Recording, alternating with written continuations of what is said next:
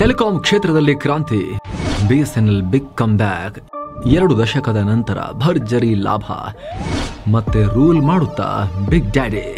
ನಮಸ್ಕಾರ ಸ್ನೇಹಿತರೆ, BSNL Bharat Sanchar Nigam limited ಭಾರತದ ಟೆಲಿಕಾಂ ಕ್ಷೇತ್ರದ ಪಿತಾಮಹ.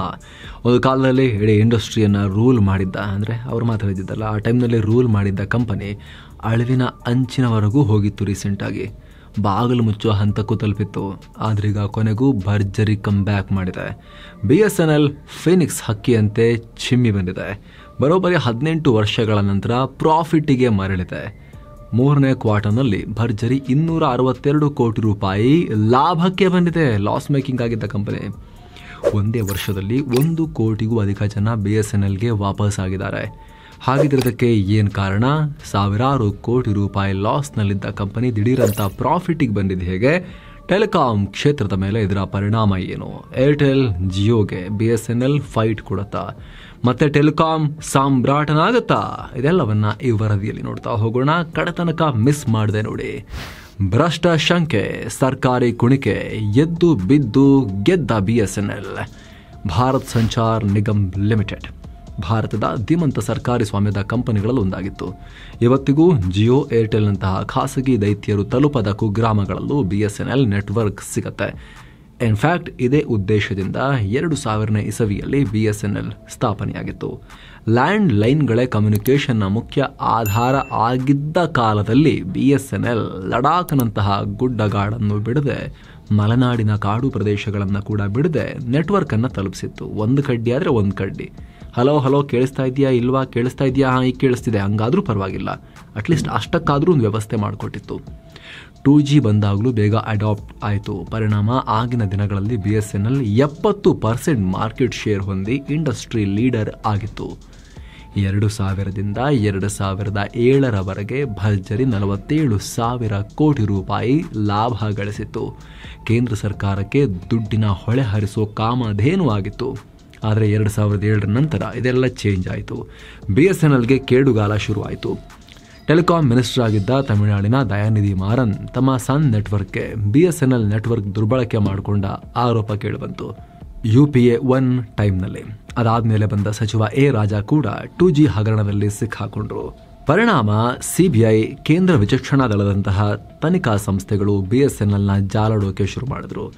ಭ್ರಷ್ಟ ಪಟ್ಟಿ ಅಂಟಿದ್ರಿಂದ ಸರ್ಕಾರ ಕೂಡ ಬಿಎಸ್ಎನ್ಎಲ್ನ ಪ್ರತಿಯೊಂದು ಟೆಂಡರ್ನ ಹೋಲ್ಡ್ ಮಾಡೋಕೆ ಶುರು ಮಾಡ್ತು. ಡಿಲೇ ಶುರುವಾಯಿತು. ಎಲ್ಲ ಭಯ ಬಿದ್ದರು ಅಧಿಕಾರಿಗಳು ಕೂಡ, ಯಾವ ಕೇಸ್ ಬಂದ್ಬೀಳುತ್ತೇನೋ ಅಂತ ಹೇಳಿ. ಪ್ರತಿಯೊಂದು ಸರಿ ಇದ್ರೂ ಕೂಡ ಹೆದರ್ಕೊಂಡು ನೋಡೋಕೆ ಶುರು ಮಾಡಿದ್ರು. ಇದರಿಂದ ಬಿಎಸ್ಎನ್ಎಲ್ಗೆ ಮಂಕು ಕವಿತು. ಇದೇ ಟೈಮ್ನಲ್ಲಿ ಏರ್ಟೆಲ್, ಐಡಿಯಾ, ವೋಡಾಫೋನ್ ಅಂತ ಖಾಸಗಿ ಕಂಪನಿಗಳು ಕೋಟಿಗಟ್ಟಲೆ ದುಡ್ಡು ಸುರಿದು ಮೂಲಸೌಕರ್ಯ ಡೆವಲಪ್ ಮಾಡ್ತಾ ಹೋದ್ರು. ಸರ್ವಿಸಸ್ನ ಚೆನ್ನಾಗಿ ಮಾಡಿದ್ರು. ಮಾರ್ಕೆಟ್ನೇ ದೊಡ್ಡದು ಮಾಡಿದ್ರು. ಬಿಎಸ್ಎನ್ಎಲ್ನ ಜಾಗವನ್ನು ಈ ಪ್ರೈವೇಟ್ ಕಂಪನಿಗಳು ಕಂಪ್ಲೀಟ್ ಆಗಿ ಟೇಕ್ ಓವರ್ ಮಾಡಿದ್ರು. 3G 4G ಬಂದಮೇಲಂತೂ ಬಿಎಸ್ಎನ್ಎಲ್ ಮಾರ್ಕೆಟ್ ಪಾಲು 4ರಿಂದ 5%ಗೆ ಬಿದ್ದು ಹೋಯಿತು.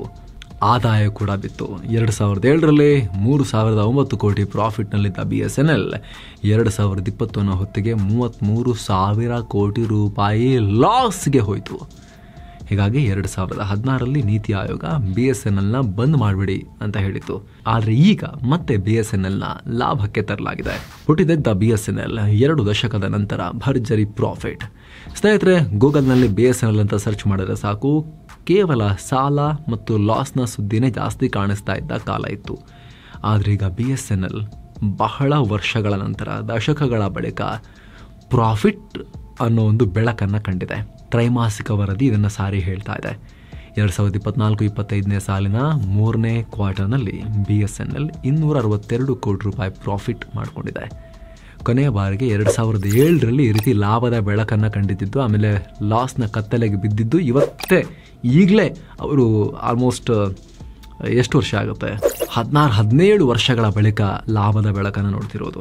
ಮುಖ್ಯವಾಗಿ ನೆಟ್ವರ್ಕ್ ಸರ್ವಿಸ್ನಿಂದ ಬರ್ತಾ ಇದ್ದ ಆದಾಯ ಕಳೆದ ವರ್ಷಕ್ಕೆ ಹೋಲಿಸಿದ್ರೆ 15% ಇನ್ಕ್ರೀಸ್ ಆಗಿದೆ. Fibre to the home broadband ಆದಾಯ ಕೂಡ 18% ಏರಿಕೆಯಾಗಿದೆ. ಏನೋ ಲೀಸ್ನಿಂದ ಬರ್ತಿದ್ದ ಆದಾಯದಲ್ಲಿ 14% ರೈಸ್ ಆಗಿದೆ ಅಂತ ಬಿಎಸ್ಎನ್ಎಲ್ನ ಚೀಫ್ ಮ್ಯಾನೇಜಿಂಗ್ ಡೈರೆಕ್ಟರ್ ಹೇಳಿದ್ದಾರೆ. ಜೊತೆಗೆ ಒಟ್ಟಾರೆ ನಷ್ಟದ ಮೊತ್ತ ಕೂಡ ಕಳೆದ ವರ್ಷಕ್ಕೆ ಹೋಲಿಸಿದ್ರೆ ಈ ವರ್ಷ 1,800 ಕೋಟಿಯಷ್ಟು ಕಮ್ಮಿಯಾಗಿದೆ. ಅಲ್ಲದೆ ಒಟ್ಟಾರೆ ಆದಾಯ ಕೂಡ ಕಳೆದ ವರ್ಷಕ್ಕೆ ಹೋಲಿಸಿದರೆ ಈ ಆರ್ಥಿಕ ವರ್ಷದಲ್ಲಿ 20% ಏರಿಕೆಯಾಗಬಹುದು ಅಂತ ಹೇಳಿದ್ದಾರೆ. BSNLನ ಚಂದಾದಾರರು ಅಂದರೆ BSNL ಕನೆಕ್ಷನನ್ನು ಯೂಸ್ ಮಾಡ್ತಿರೋರ ಸಂಖ್ಯೆ ಕೂಡ ಭಾರಿ ಮಟ್ಟದಲ್ಲಿ ಏರಿಕೆಯಾಗಿದೆ. ಕಳೆದ ಜೂನ್ನಲ್ಲಿ 8.4 ಕೋಟಿ BSNL ಸಬ್ಸ್ಕ್ರೈಬರ್ಸ್ ಇದ್ದರೂ ಡಿಸೆಂಬರ್ ಹೊತ್ತಿಗೆ ಅದು 9 ಕೋಟಿಗೆ ತಲುಪಿದೆ. ಅಂದರೆ 6 ತಿಂಗಳಲ್ಲೇ ಸುಮಾರು ಅರ್ಧ ಕೋಟಿ ಜನ BSNL ಸಿಮ್ ತಗೊಂಡಿದ್ದಾರೆ. ಜಿಯೋ, ಏರ್ಟೆಲ್, ಐಡಿಯಾಗಳ ಸಬ್ಸ್ಕ್ರೈಬರ್ಗಳು ಡೌನ್ ಆಗ್ತಾ ಇದ್ರೆ BSNLದು ಏರಿಕೆಯಾಗ್ತಾ ಇದೆ. ಹಾಗಿದ್ರೆ ಇದ್ದಕ್ಕಿದ್ದಂತೆ ಈ ಟರ್ನ್ ಅರೌಂಡ್ಗೆ ಏನು ಕಾರಣ? ಇಷ್ಟು ವರ್ಷ ಬದಲಾಗದಿದ್ದು ಕಳೆದ 2-3 ವರ್ಷಗಳಲ್ಲಿ ಏನಾಯಿತು? ಅದಕ್ಕೂ ಮುಂಚೆ ಸ್ನೇಹಿತರೆ, ನಮ್ಮ ಪಾರ್ಟ್ನರ್ಸ್ ಆಗಿರೋ ಟರ್ಮ್ ಮತ್ತು ಹೆಲ್ತ್ ಇನ್ಶೂರೆನ್ಸ್ ಪ್ಲಾನ್ಗಳ ಬಗ್ಗೆ ಕ್ವಿಕ್ ಆಗಿ ನಿಮಗೆ ಮಾಹಿತಿ ಕೊಟ್ಬಿಡ್ತೀವಿ. ಪ್ರತಿಯೊಬ್ಬ ವ್ಯಕ್ತಿಗೂ ಹೆಲ್ತ್ ಇನ್ಶೂರೆನ್ಸ್ ಇರೋದು ಬಹಳ ಮುಖ್ಯ. ಯಾಕಂದರೆ ಆರೋಗ್ಯ ಸಮಸ್ಯೆಗಳಿಂದ ನಾವು ಹಣಕಾಸಿನ ಸಮಸ್ಯೆಗೆ ಸಿಕ್ಕಾಕೊಳ್ಳೋದ್ರಿಂದ ಹೆಲ್ತ್ ಇನ್ಶೂರೆನ್ಸ್ ಬಚಾವ್ ಮಾಡುತ್ತೆ. ಭಾರತದಲ್ಲಿ ಈಗ ಮೆಡಿಕಲ್ ಇನ್ಫ್ಲೇಷನ್ 13% ಜಾಸ್ತಿ ಇದೆ. ಹೃದಯಾಘಾತ, ಮಲೇರಿಯಾ, ಡೆಂಗ್ಯೂ ಯಾವುದೇ ಸಮಸ್ಯೆ ಬಂದರೂ ಕೂಡ ಲಕ್ಷಾಂತರ ಖರ್ಚಾಗುತ್ತೆ ಮಿನಿಮಮ್. ಆದರೆ ಹೆಲ್ತ್ ಇನ್ಶೂರೆನ್ಸ್ ಇದ್ರೆ ನಮ್ಮ ಪರವಾಗಿ ಇನ್ಶೂರೆನ್ಸ್ ಕಂಪನಿಗಳು ಆಸ್ಪತ್ರೆ ಬಿಲ್ಲನ್ನು ಕಟ್ಟೋಕೆ ಅಂತಲೇ ಡಿಸೈನ್ ಮಾಡಲಾಗಿರೋ ಪ್ರಾಡಕ್ಟ್ಸ್ ಹೆಲ್ತ್ ಇನ್ಶೂರೆನ್ಸ್. ಅದೇ ರೀತಿ ನಿಮ್ಮ ಮನೆಯಲ್ಲಿ ನೀವು ಮಾತ್ರ ದುಡಿತಾ ಇದ್ದೀರಾ ಅಂದರೆ ಟರ್ಮ್ ಇನ್ಶೂರೆನ್ಸ್ ಕೂಡ ತುಂಬ ಮುಖ್ಯ. ಒಂದು ವೇಳೆ ನಿಮಗೇನಾದರೂ ಹೆಚ್ಚು ಕಮ್ಮಿ ಆದರೆ ನಿಮ್ಮನ್ನೇ ನಂಬಿಕೊಂಡಿರೋ ಕುಟುಂಬ, ತಂದೆ ತಾಯಿ, ಹೆಂಡತಿ ಮಕ್ಕಳು ಆರ್ಥಿಕ ಸಂಕಷ್ಟಕ್ಕೆ ಸಿಕ್ಕಾಕೊಳ್ಳೋದ್ರಿಂದ ಟರ್ಮ್ ಇನ್ಶೂರೆನ್ಸ್ ಬಚಾವ್ ಮಾಡುತ್ತೆ. ತಿಂಗಳಿಗೆ ಬರೀ 500-600 ರೂಪಾಯಿಯಿಂದ 1 ಕೋಟಿ ರೂಪಾಯಿಗಿಂತಲೂ ಜಾಸ್ತಿಯ ಟರ್ಮ್ ಇನ್ಶೂರೆನ್ಸ್ ಮಾಡಿಸ್ಕೋಬಹುದು. ನಿಮ್ಮ ಏಜ್ ಮೇಲೆ ಡಿಪೆಂಡ್ ಆಗುತ್ತೆ. ಎಷ್ಟು ಕಡಿಮೆ ವಯಸ್ಸಿಗೆ ನೀವು ಮಾಡಿಸ್ಕೊಂತೀರೋ ಅಷ್ಟು ಕಮ್ಮಿ ಪ್ರೀಮಿಯಂ ಇರುತ್ತೆ. ಏಜ್ ಜಾಸ್ತಿ ಆಗ್ತಾ ಹೋದಾಗೂ ಕೂಡ ಪ್ರೀಮಿಯಂ ಕೂಡ ಜಾಸ್ತಿ ಆಗ್ತಾ ಹೋಗುತ್ತೆ. ಡಿಸ್ಕ್ರಿಪ್ಷನ್ ಹಾಗೂ ಪಿನ್ ಮಾಡಿರೋ ಕಾಮೆಂಟ್ನಲ್ಲಿ ಲಿಂಕ್ ಇದೆ. ಭಾರತದ ಎಲ್ಲ ಟಾಪ್ ಪ್ರೊವೈಡರ್ಗಳ ಪ್ಲಾನ್ಗಳನ್ನು ಕಂಪೇರ್ ಮಾಡಿ ನೀವು ನಿಮಗೆ, ನಿಮ್ಮ ಫ್ಯಾಮಿಲಿಗೆ ಹೆಲ್ತ್ ಇನ್ಶೂರೆನ್ಸ್ ಹಾಗೆ ಟರ್ಮ್ ಇನ್ಶೂರೆನ್ಸ್ ಮಾಡಿಸೋ ಮೂಲಕ ಆರೋಗ್ಯದ ಭದ್ರತೆ, ಆರ್ಥಿಕ ಭದ್ರತೆಯನ್ನು ಒದಗಿಸಬಹುದು. ಡಿಸ್ಕ್ರಿಪ್ಷನಲ್ಲಿ ಪಿನ್ ಮಾಡಿರೋ ಕಾಮೆಂಟ್ನಲ್ಲಿ ಲಿಂಕ್ ಇದೆ. ನಿಮಗೆ ಎಷ್ಟು ಪ್ರೀಮಿಯಂ ಬರುತ್ತೆ ಅಂತ ಕೂಡ ನೀವು ಚೆಕ್ ಮಾಡಬಹುದು. ಬನ್ನೀಗ ವರದಿಯಲ್ಲಿ ಮುಂದುವರಿಯೋಣ ನಾವು. 4G ವಿಸ್ತರಣೆ, ಅಗ್ಗದ ರೀಚಾರ್ಜ್ ಪ್ಲಾನ್ಸ್. ಸ್ನೇಹಿತರೆ, BSNLನ ಈ ರ್ಯಾಪಿಡ್ ಬೆಳವಣಿಗೆಗೆ ಮುಖ್ಯ ಕಾರಣ 4Gಗೆ ಶಿಫ್ಟ್ ಆಗಿದ್ದು. ನಾವೆಷ್ಟೇ 5G ಬಂದಿದೆ ಅಂತ ಮಾತನಾಡಿದ್ರೂ ಕೂಡ ದೇಶದ ಹೆಚ್ಚಿನ ಜನಸಂಖ್ಯೆ ಇನ್ನು 4G ಬಳಸ್ತಾ ಇದ್ದಾರೆ.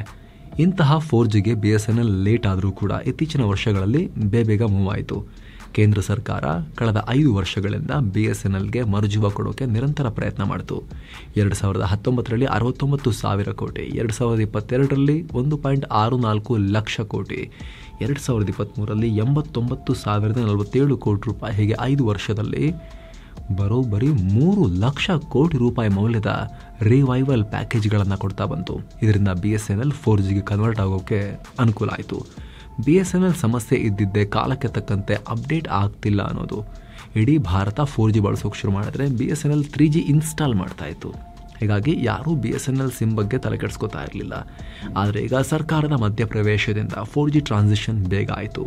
TCS ಜೊತೆಗೆ ಸೇರಿಕೊಂಡು BSNL 4G ಕರಣ ಮಾಡೋ 15,000 ಮೌಲ್ಯದ ಡೀಲ್ ಮಾಡಿಕೊಳ್ತು. ಇದರ ಭಾಗವಾಗಿ TCS ದೇಶದ 4 ಕಡೆ 4 ಹೊಸ ಡೇಟಾ ಸೆಂಟರ್ ನಿರ್ಮಿಸಿತು. 4G ಇನ್ಫ್ರಾಗೆ, ನೆಟ್ವರ್ಕ್ ಆಪರೇಷನ್ಸ್ ಹಾಗೂ ಮೇಂಟೆನೆನ್ಸ್ಗೆ ಈ ಡೇಟಾ ಸೆಂಟರ್ಗಳು ಬಹಳ ಕ್ರೂಷಿಯಲ್ ಆಗಿದ್ವು. ಅಲ್ಲದೆ ದೇಶಾದ್ಯಂತ BSNL 75,000 ಹೊಸ 4G ಟವರ್ಗಳನ್ನು ಇನ್ಸ್ಟಾಲ್ ಮಾಡಿತು. ಇದರಿಂದ ದೇಶದ ಸುಮಾರು 1 ಲಕ್ಷ ಜಾಗಗಳಲ್ಲಿ 4G ನೆಟ್ವರ್ಕ್ ಕೊಡೋಕೆ ಸಾಧ್ಯ ಆಯಿತು. ಅಲ್ಲದೆ ಇದೇ ಹೊತ್ತಲ್ಲಿ ಜಿಯೋ, ಏರ್ಟೆಲ್ ತಮ್ಮ ARPU ಅಂದರೆ ಆವ್ರೇಜ್ ರೆವಿನ್ಯೂ ಪರ್ ಯೂಸರ್ ಜಾಸ್ತಿ ಮಾಡ್ಕೊಳ್ಳೋಕೆ, ಪ್ರತಿಯೊಬ್ಬ ಯೂಸರ್ನಿಂದ ಇವ್ರು ಗಳಿಸೋ ಲಾಭವನ್ನು ಜಾಸ್ತಿ ಮಾಡ್ಕೊಳ್ಳೋಕೆ 20-25% ಕರೆನ್ಸಿ ರೇಟನ್ನು ಜಾಸ್ತಿ ಮಾಡಿದ್ರು. ಆದರೆ BSNL ಮಾತ್ರ ಅಗ್ಗದ ದರದಲ್ಲಿ 4G ಪ್ಲಾನ್ಗಳನ್ನು ಶುರು ಮಾಡಿತು. ಕೇವಲ 199 ರೂಪಾಯಿಗೆ 70 ದಿನಗಳವರೆಗೂ ಅನ್ಲಿಮಿಟೆಡ್ ಕಾಲ್ ಕೊಡೋ ಪ್ಲಾನ್ಸ್, 1999 ರೂಪಾಯಿಗೆ 1 ವರ್ಷಕ್ಕೆ 600 GB 4G ಡೇಟಾ ಕೊಡೋ ಪ್ಲಾನ್ಸನ್ನು ತಗೊಬಂತು. ಹೀಗಾಗಿ ಜಿಯೋ, ಏರ್ಟೆಲ್, ವೋಡಫೋನ್ಗಳಿಂದ BSNLಗೆ ಪೋರ್ಟ್ ಆಗೋರ ಸಂಖ್ಯೆ ಜಾಸ್ತಿ ಆಯಿತು. ಜುಲೈನಲ್ಲಿ BSNL ಸಿಮ್ ಮಾರಾಟದ ಪ್ರಮಾಣ 3 ಪಟ್ಟು ಜಂಪ್ ಆಯಿತು. ಪೋರ್ಟ್ ಆಗೋರ ಸಂಖ್ಯೆ 2.5 ಪಟ್ಟು ಹೆಚ್ಚಾಯಿತು.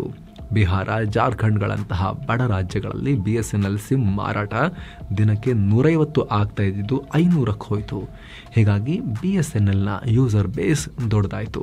ಇದರ ಜೊತೆಗೆ BSNL ಕಾಸ್ಟ್ ಆಪ್ಟಿಮೈಸೇಷನ್ ಕೂಡ ಅಚ್ಚುಕಟ್ಟಾಗಿ ಮಾಡೋಕೆ ಶುರು ಮಾಡಿತು.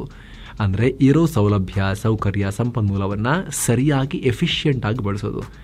ಬೇಕಾಬಿಟ್ಟಿ ಮಾಡಿದೆ. ಗೌರ್ಮೆಂಟ್ ಆಫೀಸ್, ಗೌರ್ಮೆಂಟ್ ಜಾಬ್ ಅನ್ನೋ ಆಟಿಟ್ಯೂಡ್ ಬಿಟ್ಟು ನೀಟಾಗಿ ಪ್ರೊಫೆಷ್ನಲ್ ಆಗಿ ಕೆಲಸ ಮಾಡೋದ್ರ ಕಡೆಗೆ ಫೋಕಸ್ ಮಾಡೋದು. ಇದಕ್ಕಾಗಿ BSNL ಖಾಸಗಿ ಕಂಪನಿಗಳಿಗೆ ಸಾವಿರಾರು ಟವರ್ಗಳನ್ನು ಲೀಸಿಗೆ ಕೊಡ್ತು. ಸುಮಾರು 12,500 ಟವರ್ಗಳನ್ನು ಲೀಸ್ ಮಾಡಿದೆ ಅನ್ನೋ ಅಂದಾಜಿದೆ. ಇದರಿಂದ ವಾರ್ಷಿಕ ಸುಮಾರು 1,055 ಕೋಟಿ ರೂಪಾಯಿ ದುಡ್ಡು ಬರೋಕ್ಕೂ ಶುರುವಾಯಿತು. ಸಾಲಗಳನ್ನು ಮರು ಹೊಂದಾಣಿಕೆ ಮಾಡಿಕೊಳ್ತು. ಕೇವಲ ಕಾಸ್ಟ್ ಆಪ್ಟಿಮೈಸೇಷನ್ ಅಷ್ಟೇ ಅಲ್ಲ, BSNL ತನ್ನ ಲೋಗೋನಿಂದ ಹಿಡಿದು ತನ್ನ ಇಡೀ ವರ್ಕಿಂಗ್ ಸ್ಟೈಲ್, ಅಪ್ರೋಚ್ನಲ್ಲಿ ಬದಲಾವಣೆ ಮಾಡಿಕೊಳ್ತು. ಕಸ್ಟಮರ್ ಎಕ್ಸ್ಪೀರಿಯನ್ಸ್, ಗ್ರಾಹಕರ ಎಕ್ಸ್ಪೀರಿಯನ್ಸನ್ನು ಚೇಂಜ್ ಮಾಡ್ತು. ಮುಂಚೆ BSNL ಆಫೀಸಿಗೆ ಹೋದ್ರೆ ಒಂದು ಟೆಲಿಕಾಂ ಕಂಪನಿ ಆಫೀಸಿಗೆ ಹೋಗಿದ್ದೀವಿ ಅಂತ ಅನಿಸ್ತಾ ಇರಲಿಲ್ಲ. ಯಾವುದೋ ಸರ್ಕಾರಿ ಆಫೀಸಿಗೆ ಹೋಗಿದ್ದೀವಿ, ತಾಲೂಕು ಆಫೀಸಿಗೋ DC ಆಫೀಸಿಗೋ ಯಾವುದೋ ಒಂದು ಗೌರ್ಮೆಂಟ್ ಆಫೀಸ್ ಒಳಗಡೆ ಹೋಗಿದ್ದೀವಿ ಅನ್ನೋ ಫೀಲ್ ಆಗ್ತಿತ್ತು. ಸೇಮ್ ಟೈಮ್ ಆ ಕಡೆ ಏರ್ಟೆಲ್ ಜಿಯೋದವರು ಏರ್ ಕಂಡೀಷನ್ ಆಫೀಸ್ ಮಾಡಿ ಸರ್ ಕೂತ್ಕೊಳ್ಳಿ ನೀರು ಬೇಕಾ ಅಂತ ಕೇಳ್ತಾ ಇರೋ ಟೈಮ್ನಲ್ಲಿ ಇವ್ರು ಈ ಥರ ಇದ್ರು. ತುಂಬಾ ಡ್ಯಾಮೇಜಿಂಗ್ ಆಗಿತ್ತು ಅದು, ಅಲ್ಲಿನ ಸಿಬ್ಬಂದಿಯ ವರ್ತನೆ ಆಗಿನ ಕಾಲದಲ್ಲಿ. ಹೀಗಾಗಿ ಅದೆಲ್ಲವನ್ನ ಬದಲಾಯಿಸೋಕೆ ಎಫರ್ಟ್ ಶುರುವಾಯಿತು. ಪೂರ್ತಿ ಆಗಿದೆ ಅಂತಲ್ಲ, ಪ್ರಯತ್ನ ಜಾರಿಯಲ್ಲಿದೆ. ಹೀಗಾಗಿ ಇವತ್ತು BSNL ಮತ್ತೆ ಲಾಭದ ಮುಖವನ್ನು ನೋಡೋಕೆ ಸಾಧ್ಯ ಆಗಿದೆ 17 ವರ್ಷಗಳ ಬಳಿಕ. ಅಷ್ಟೇ ಅಲ್ಲ, 2025 ಜೂನ್ ತಿಂಗಳವರೆಗೆ ಸುಮಾರು 1 ಲಕ್ಷ ಸ್ಥಳಗಳಲ್ಲಿ 4G ಸೇವೆ ಕೊಡೋಕೆ BSNL ಗುರಿ ಇಟ್ಕೊಂಡಿದೆ.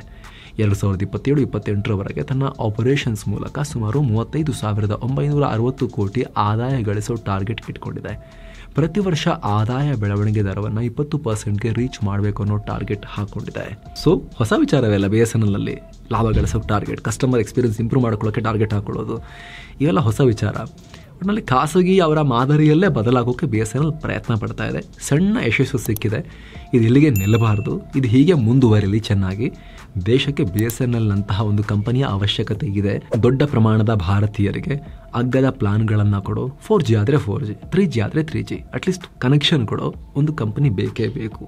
ಸ್ಟ್ರಾಟಜಿಕ್ ಸೆಕ್ಟರ್ ಟೆಲಿಕಾಂ ಪೂರ್ತಿಯಾಗಿ ಪ್ರೈವೇಟ್ ಮೇಲೆ ಡಿಪೆಂಡ್ ಆಗಲಿಕ್ಕೆ ಸಾಧ್ಯವಿರದ ಒಂದು ಸೆಕ್ಟರ್, ಸ್ಟ್ರಾಟಜಿಕ್ ಸೆಕ್ಟರ್ ಇದು. ಹಾಗಾಗಿ ಚೆನ್ನಾಗಾಗಲಿ ಅಂತ ನಾವು ಕೂಡ ಆಶಿಸೋಣ. ಥ್ಯಾಂಕ್ ಯು ಸೋ ಮಚ್ ಸ್ನೇಹಿತರೆ. ಕಡೆದಾಗಿ ಒಂದು ಕ್ವಿಕ್ ರಿಮೈಂಡರ್, ಆಗಲೇ ಹೇಳಿದ ಟರ್ಮ್ ಮತ್ತು ಹೆಲ್ತ್ ಇನ್ಶೂರೆನ್ಸ್ ಪ್ಲಾನ್ಗಳಲ್ಲಿ ನಿಮಗೆ ಆಸಕ್ತಿ ಇದ್ದರೆ ಡಿಸ್ಕ್ರಿಪ್ಷನ್ ಮತ್ತು ಪಿನ್ ಮಾಡಿರೋ ಕಮೆಂಟ್ನಲ್ಲಿ ಲಿಂಕ್ಸ್ ಇರುತ್ತೆ, ಮಿಸ್ ಮಾಡದೆ ಚೆಕ್ ಮಾಡಿ. ನಿಮ್ಮ ಫ್ಯಾಮಿಲಿಗೂ ಹೆಲ್ತ್ ಮೂಲಕ ಆರೋಗ್ಯದ ಭದ್ರತೆ, ಟರ್ಮ್ ಮೂಲಕ ಆರ್ಥಿಕ ಭದ್ರತೆಯನ್ನು ನೀವು ಒದಗಿಸಬಹುದು. ಮತ್ತೆ ಭೇಟಿಯಾಗ್ತಿರೋಣ.